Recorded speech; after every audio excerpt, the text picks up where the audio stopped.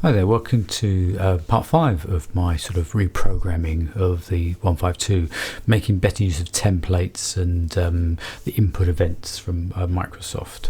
So what we did in part 4 was we did the scripts required to make the comms radio stack work using my X-Touch Mini, which I've brought in up here. So that's where we've got to. What I want to do is to have some LEDs light up so I know whether I'm in megahertz or kilohertz mode on these, and to know whether I'm in comms 1 or comms 2 or nav 1 and nav 2 radios here. So we need a script, and it's going to go into my radio group, and I'll call it my 152 radio LED. That'll be the name of the script. So what I want to do, first of all, let's do the easier ones. I want to find out if we're in comms 1 or comms 2, and that was controlled by a variable that we created in the previous video. So this one here will keep track of which radio we're looking at, and it looks, the values you can have is 0 or 1. 0 is the default and 1 is the alternate. So I just want it to get that value and send it to that LED. We do that using a MIDI command, and we need to send it to device number 7. Now I know the device number because if I look at my hardware here, show the MIDI devices, you'll see it says X-Touch Mini is device number 7, and it seems to be consistently there. So you check yours out, find out which yours is. So we're sending it to device number 7, and the command we're sending is note on, which has to be capitalized just like that.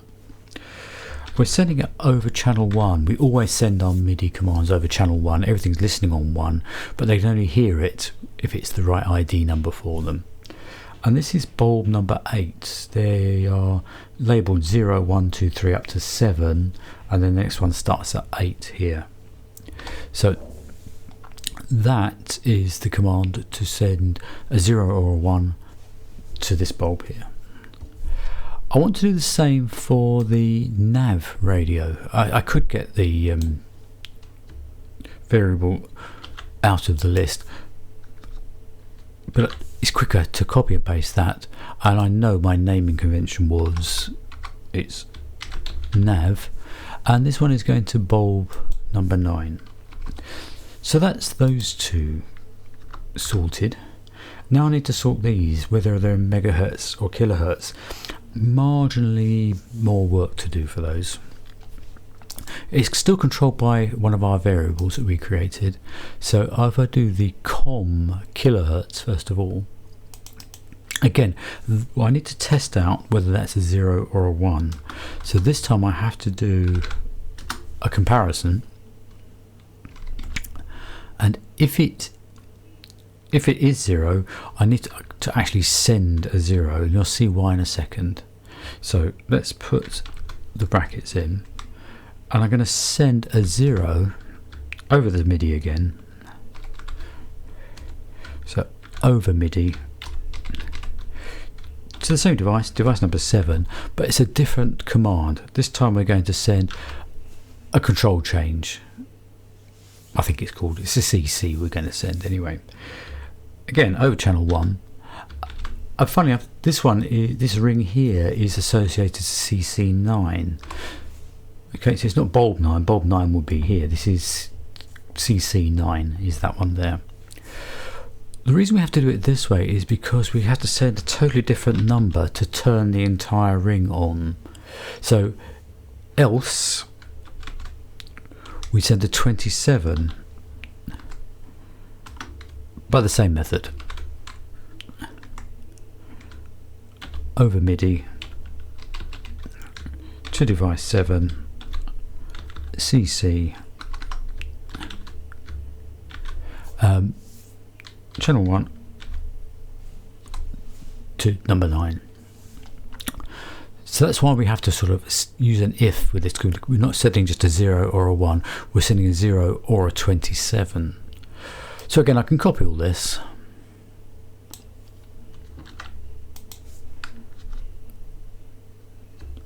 Paste it in there, and this will be my nav kilohertz. And this will be 10, is the next one along. And this will be 10. So we can save that as a new script.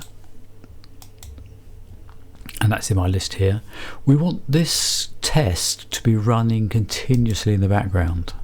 So we allocate it as an aircraft automated script. It's specific to this aircraft.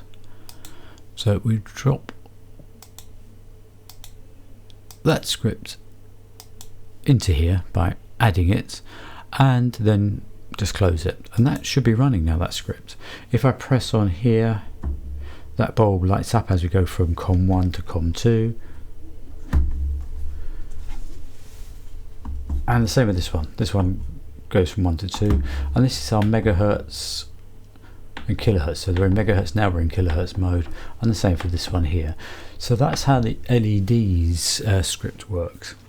So the final thing to do now is to create a template from this.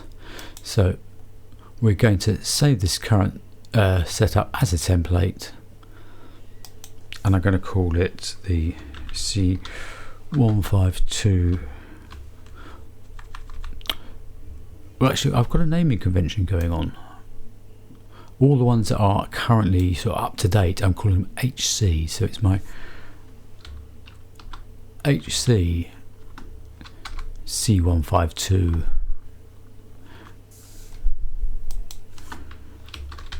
radio, and we'll save that. And so let's clear that template out completely now. So we'll empty this configuration. And now this is how we'll build that the aircraft from scratch. I would link the yoke switches.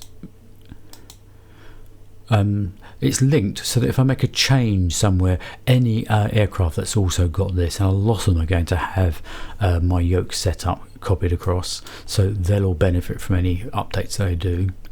But we're going to apply firstly the throttle quadrant, so we'll merge that in,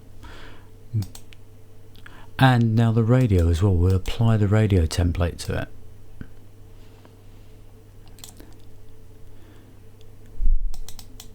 And merge that in, and that includes the auto script as well, so we'll merge that in, and now everything should be running. So if I turn the battery on,